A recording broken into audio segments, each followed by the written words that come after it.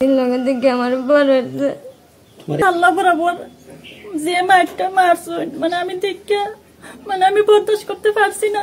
আমার পয়লা ডাস্টার দিয়া বাড়ি মারছেন, মারার পরে আমার গর্দনার দইরা ব্রেঞ্চের লগে মারছেন। উপরে আমার হননি আর মারছে। একলা মারছেন নাই নি? জি একলা আমার মারছে। স্যারের নাম কি দা? ফরুক আহমদ। পরে রক্ত বাড়াইছে তো বেশি একটা জগতে টিস্যু দিয়ে মুচ্ছা দিতে। পরে আমার ক্লাসমেট থুহা তাই আমার ওয়াশরুম নিয়ে হাত মুখ ধোয়াইছে। আমার নাম সাইদা বেগম, 7 পরে ক্লাস। টিফিনের পরে ম্যাডাম আইসন ক্লাসে, আমার পরে ম্যাডাম গেছন গিয়ে পরে কৃষি শিক্ষা তাইনের ক্লাস যেনে আমার মারছন তাইনের ক্লাস আইসন শাহমি জামাল স্যার তাইনে আইসন নাকি আমরা ছিলাম যে কেতা তামাইতা পরে তাইন গেছন গিয়ে যাওয়ার পরে আমরা ক্লাসে ফুরুত্তা কত মেয়ে আমার ক্লাসমেটও তারা গেছে বাইরে। যাওয়ার পরে হুমায়ুন স্যারের দিকে তারা দৌড়িয়া ক্লাসও আইসন। পরে ক্লাসও আইস পরে এগু ফুরি গেছে। পরে আমরা আসলাম হাতের তালি দিলাম।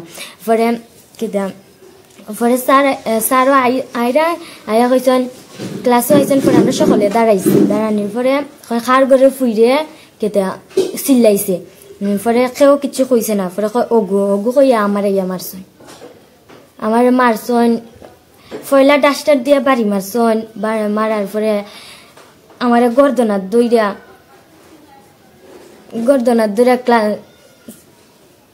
দেখে আমার বড়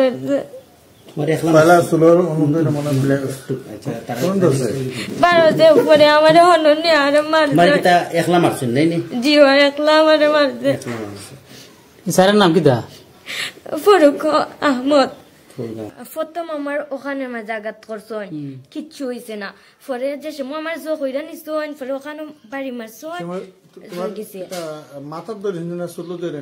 মাথার মাঝে দইরা নিছেন, চুলের গুছি বানছি ও গুছির দইরা নিছেন ফালাইছেন। পরে খানের ওখানের মাঝে ডাস্টার দিয়া বাড়ি মারছেন। ডাস্টার দিয়া বাইরেছে 3টা বাড়ি দিয়ার সোন পরে নিয়া ডাস্টার পরে গেছে। ওখানে আর কিচ্ছু নাইনি কথা কয়। আমি মেয়ের মা, আমার বাচ্চাটারে